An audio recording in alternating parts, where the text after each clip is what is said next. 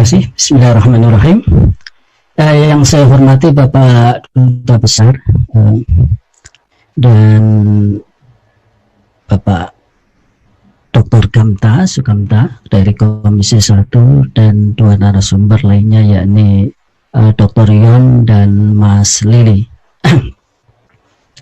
Terima kasih atas undangannya.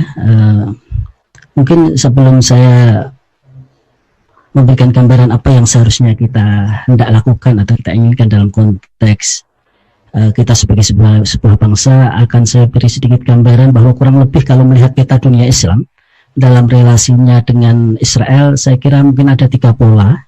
Pola yang pertama adalah mayoritas negara-negara Islam yang mereka tidak menjalin hubungan diplomatik dengan Israel karena tekanan domestik, namun mereka ini tidak tulus, artinya mereka backstage diplomasi atau backdoor relation, mereka menjalin hubungan dengan Israel.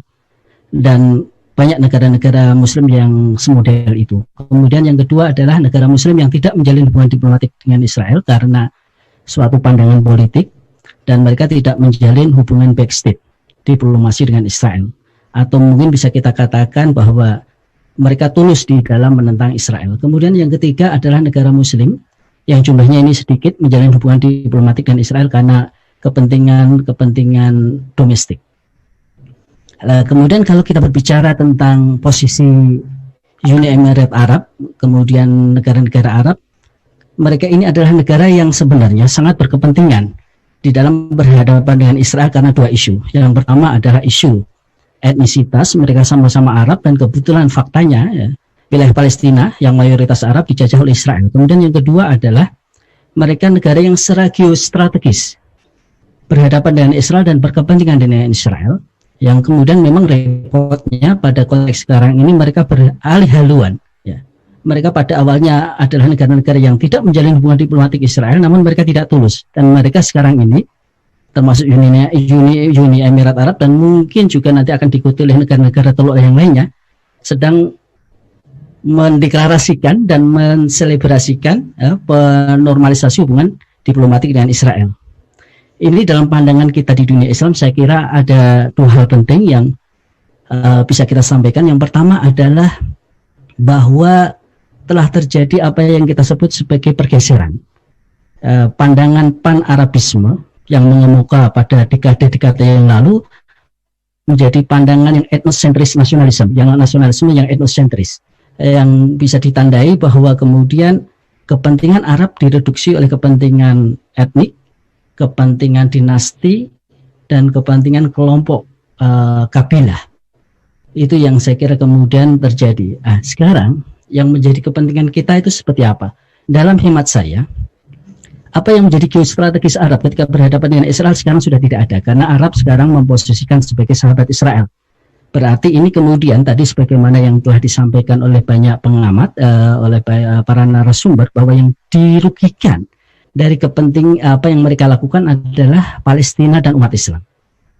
Itu artinya bahwa kemudian dengan pergeseran itu terjadi filling the void, bahwa ada kekosongan negara-negara yang memiliki perhatian yang sangat besar terhadap permasalahan Palestina, permasalahan dunia Islam, karena pola relasi yang tidak seimbang antara dunia Islam dan di luar dunia Islam, dan kemudian juga permasalahan-permasalahan keumatan, misalnya berbicara tentang eksistensi atau kedudukan Masjid Aqsa.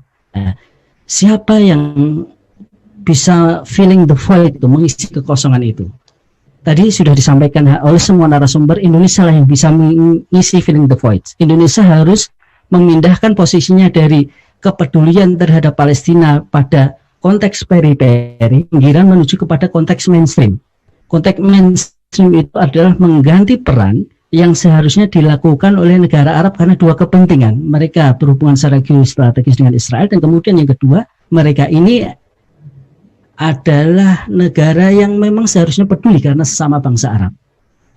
Apa yang bisa dilakukan dan apa alasan Indonesia perlu segera mengisi filling the void? Yang pertama menurut saya, Mas Hafidz, bahwa kita ini adalah negara yang secara konstitusi intoleran terhadap penjajahan. Kita adalah negara yang secara konstitusi intoleran terhadap penjajahan, dan sikap itu mulai dari Bung Karno hingga sekarang pemerintahan Jokowi masih tetap dipakai. Hanya kemudian perlu kita tingkatkan peran itu dari peran periferi menuju para mainstream. Dan kebetulan Indonesia sekarang ini menduduki sebagai negara anggota tidak tetap di Dewan Keamanan. Peran ini walaupun sampai bulan Desember saya kira masih bisa dilakukan untuk menunjukkan ya kesempatan filling the void, kekosongan peran yang ada di dunia Islam. Itu yang pertama. Kemudian yang kedua, saya kira kita berbicara, tadi sudah disampaikan oleh Mas Lili kalau tidak salah, bahwa Indonesia adalah the most giving nation, ya, negara paling pemurah di dunia. Ini dikatakan oleh salah satu LSM di Inggris, Indonesia the most giving nation. Dan di antara the most giving nation itu, kalau kita coba lihat petanya itu, ya, Indonesia memiliki banyak lembaga charity yang peduli terhadap isu-isu luar negeri. Dan bisa kita katakan, kita simpulkan isu-isu luar negeri adalah isu-isu dunia Islam. Dan di antara isu-isu dunia Islam itu yang paling utama dari berbagai lembaga charity yang kita miliki adalah isu Palestina. Jadi ini sebenarnya sudah ada peran. Peran ini yang hemat saya itu perlu dikonsertasi. Siapa yang perlu mengkonsertasi itu? Pemerintah. Pemerintah dalam milik Kementerian Luar Negeri, dan menjadi sikap diplomasi Presiden Jokowi untuk menarik Indonesia menuju ke tengah.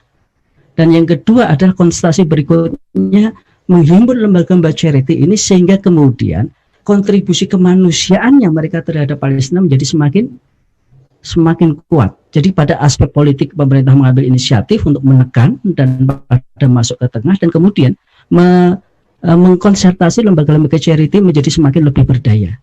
Kemudian yang ketiga, yang terakhir yang saya kira penting saya sampaikan adalah bahwa kita itu the largest democratic Muslim in the world. Itu negara demokrasi terbesar di dunia. Kita yang menjadi paling berhak, atau saya kira kalau berbicara tentang peran dunia Islam itu Indonesia.